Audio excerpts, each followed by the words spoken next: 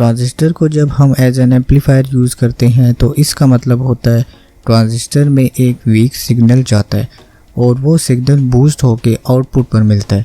इन amplifier में हम एक ऐसी टाइप को डिस्कस करेंगे जिसको हम डिफरेंशियल एम्पलीफायर कहते हैं और इसका दूसरा नाम होता है डिफरेंस एम्पलीफायर या ऑप एम्प सब्ट्रैक्टर। ये सर्किट एक एनालॉग सर्किट होता है जिसके दो इनपुट्स होते हैं। डिफरेंशियल एम्पलीफायर का आउटपुट हमें डिफरेंशियल मिलता है, यानी इसके आउटपुट फेज में डिफरेंस होता है और वो डिफरेंस 180 डिग्री का होता है।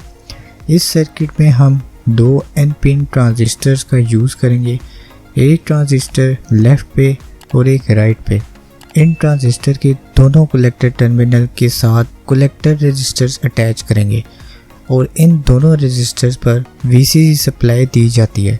अब इन्हीं ट्रांजिस्टर के एमिटर टर्मिनल को हम इस तरह से कॉमन कर देंगे और इस कॉमन पॉइंट पर एक एमिटर रेजिस्टर लगा देंगे। इन ट्रांजिस्टर के इनपुट को बेस टर्मिनल बोला जाता है। यहाँ एनालॉग वोल्टेज दिए जाते हैं। इन दोनों टर्मिनल्स पर एक एक एनालॉग वोल्टेज सप्लाई कनेक्ट कर देंगे। एनालॉग वोल्टेज मतलब ये एक साइनोसाइडल वोल्टेज ही है, बट इसमें हम कोई 220 वोल्ट या घरों में आने वाली सप्लाई नहीं देते, बल्कि मिली वोल्ट्स में इन बेस टर्मिनल्स में सप्लाई दी जाती है, जो आगे जाके आपको समझ आ जाएगी। ट्रांजिस्टर के कलेक्टर टर्मिनल्स पर आउटपुट लिया जाता है, तो इन ट्रांजिस्टर के दोनों कलेक्टर टर्मिनल से एक एक वायर हम निकाल लेंगे। अब यहाँ पर इन पॉइंट्स पर जो आउटपुट आएगी, एक फेज़ लेफ़्ट वाले ट्रांजिस्टर पर आ रहा है और एक फेज़ राइट वाले ट्रांजिस्टर पर आ रहा है। ये दोनों फेजेस कंबाइन होंगे। जब इन कलेक्टर टर्मिनल्स पर पहुँचेंगे तो हमें एक फेज़ डिफरेंस मिलेगा, यानी दोनों का फेज़ एक दूसरे से डिफरेंट होगा। इस सर्किट में जो करंट्स फ्लो हो रहे हैं उनमें बेस में ट्रैवल करने वाले करंट को हम IB कहते हैं, कलेक्टर में ट्रैवल करने वाले करंट को IC कहते हैं और एमिटर में जो करंट ट्रैवल करेगा वो 2IE के इक्वल होगा, क्योंकि यहाँ पर एक करंट लेफ़्ट से आ रहा है और एक राइट से।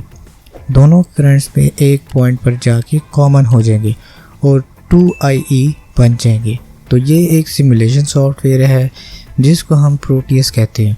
इस प्रोटियस पर मैं आपको डिफरेंशियल ऑपरेशनल एम्पलीफायर का आउटपुट बताऊंगा। इस सर्किट में हमने जो मेन IC यूज़ की है उस IC का नाम है LM714 ऑपरेशनल एम्पलीफायर IC।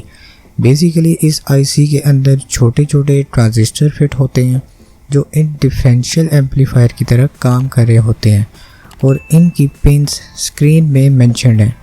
इस IC के अंदर उसी तरह से ट्रांजिस्टर कनेक्टेड हैं और उनके इनपुट्स जो बेस टर्मिनल पर थे वो इधर मेंशन्ड हैं और उसका आउटपुट कलेक्टर टर्मिनल्स पे था, वो यहाँ 6th पिन में मेंशन्ड है।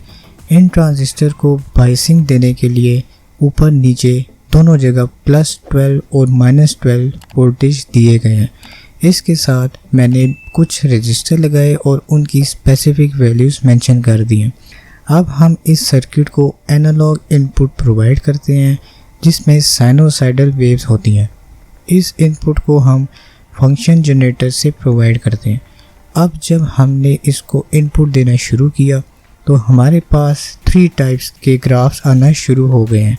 इन ग्राफ्स में येलो वाला हमारे पास आउटपुट आ रहा है, रेड और ब्लू ग्राफ हमारे पास इनपुट है। हमारे पास 2 फंक्शन जनरेटर थे। इनमें से एक फंक्शन जनरेटर से हम इधर से इनपुट सेट करेंगे, उसमें हम फ्रीक्वेंसी रखेंगे 2 किलोहर्ट्ज़, वोल्टेज रखेंगे हम 5 वोल्ट्स। इसका मतलब है कि हमने सर्किट के एक टर्मिनल को 5 वोल्ट्स दे दिए और सर्किट के दूसरे टर्मिनल को हमने अब इनपुट देना है, उसके लिए हम सेकंड वाले फंक्शन जनरेटर का यूज़ करेंगे। इसमें हम फ्रीक्वेंसी वही 2 किलोहर्ट्ज़ सेट करेंगे और इसको हम 6 वोल्ट्स प्रोवाइड करेंगे। दोनों इनपुट्स पर अब हमने एनालॉग वोल्टेजेस दे दी। अब ये डिफरेंशियल एम्पलीफायर काम इस तरह से करता है कि जब मैंने इसके इनपुट पर 2 वोल्टेजेस दी हैं तो ये एम्पलीफायर इन दोनों वोल्टेजेस का डिफरेंस निकालेगा। यहाँ पर मैंने जो एम्पलीट्यूड दिए थे वो थे 6 और 5 वोल्ट्स। ये पीक टू पीक एम्पलीट्यूड होता है। क्योंकि साइनोसाइडल वेव है तो ज़ाहिर है इसमें प्लस और माइनस वैल्यूज होती हैं, तो पीक टू पीक वोल्टेज को हमने जस्ट पीक वोल्टेज यूज़ करना होता है। सिर्फ पीक वोल्टेज का मतलब होगा 6/2 या 5/2, यानी 6/2 इज इक्वल टू 3 वोल्ट्स।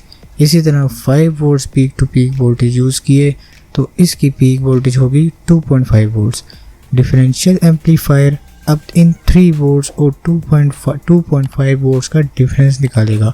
3 में से अगर 2.5 माइनस करें तो आंसर आता है 0.5। ये एक वोल्टेज डिफरेंस है। डिफरेंस आ गया, अब यही डिफरेंस अब एम्पलीफाई हो जाएगा। वो कैसे?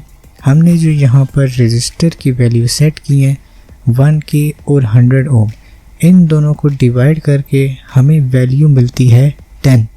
अब ये 10 इस डिफरेंस से जाके मल्टीप्लाई हो जाएगा। 10 मल्टीप्लाई बाय 0.5 और हमें आउटपुट में 5 वोल्ट्स मिलेंगे और इसकी पीक टू पीक वोल्टेज होगी 10 वोल्ट्स। अब अगर ऐसी सिचुएशन आ जाए कि हमने एक इनपुट पर 4 वोल्ट्स दिए हैं और दूसरे इनपुट पर भी 4 वोल्ट्स दिए हैं, अब डिफरेंशियल एम्पलीफायर इन दोनों वोल्ट्स का जब डिफरेंस निकालेगा तो ये 0 आ जाएगा। इस केस में हम कहते हैं कि आउटपुट वोल्टेज सप्रेस हो गई है या माइनस हो गई है और इसमें कोई डिफरेंस है ही नहीं जिसको एम्पलीफाई किया जा सके। अगर इस सर्किट के तमाम रेजिस्टर्स की वैल्यूज़ को सेम कर दिया जाए तो इस सर्किट का जो वोल्टेज गेन हमें मिलेगा वो यूनिटी यानी 1 के इक्वल होगा। वोल्टेज गेन को हम AD से डिनोट करते हैं। इसकी वैल्यू को इन रेजिस्टर्स की हेल्प से निकाला जाता है। अगर सब रेजिस्टर्स की वैल्यू को हम 5 रख दें तो 5/5 इक्वल टू 1 ही आएगा। ये वोल्टेज गेन है इस एम्पलीफायर का। ये एम्पलीफायर्स मोस्टली मोटर्स में यूज़ होते हैं जहाँ एक्यूरेट वोल्टेजेस की ज़रूरत होती है, मतलब कि जहाँ ज़्यादा वोल्टेजेस अवेलेबल हों उनके डिफरेंस को निकाल के फिर फाइनल आउटपुट उन मोटर्स को दी जाती है। सर्वो मोटर्स में ये काफ़ी यूज़ होते हैं और साउंड सिस्टम में इनका यूज़ बहुत किया जाता है। तो आज के लिए इतना ही। अगर आप इस चैनल पर न्यू हैं तो kindly don't forget to subscribe my channel, like, comment, share and hit the notification bell to stay tuned with my upcoming videos. Take care of yourself. Fi aman Allah. Goodbye.